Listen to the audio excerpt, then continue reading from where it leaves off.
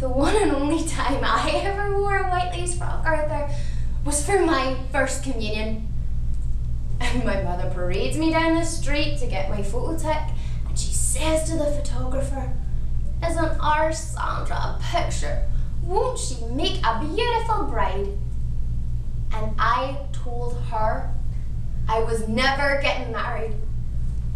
And she got all dewy-eyed because she thought I was gonna be a nun. A bride of Christ or 40 years hard labour. My mother thinks anything in between is a mortal sin. She married a big kid like you, Arthur. And what did it get her? 8 kids and 20 years cooking, cleaning, and surviving on grants and handouts. You're too like my dad for comfort? Big plans that'll come to nothing because you're too soft and you're too easygoing.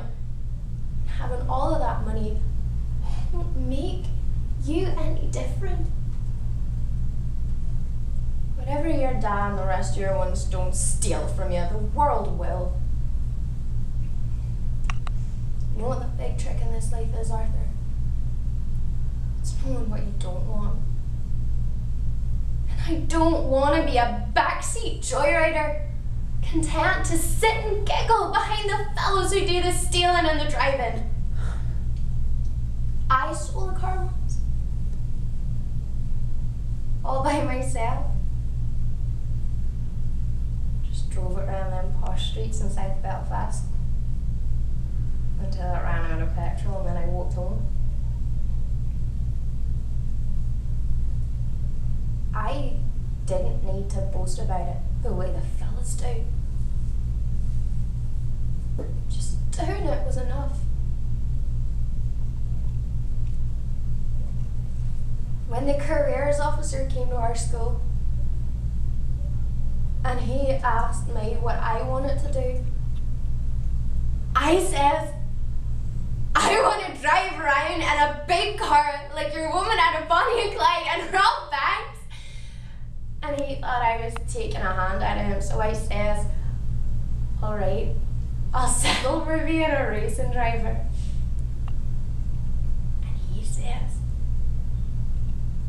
"I'd advise you settle for something less fantastic, Sandra."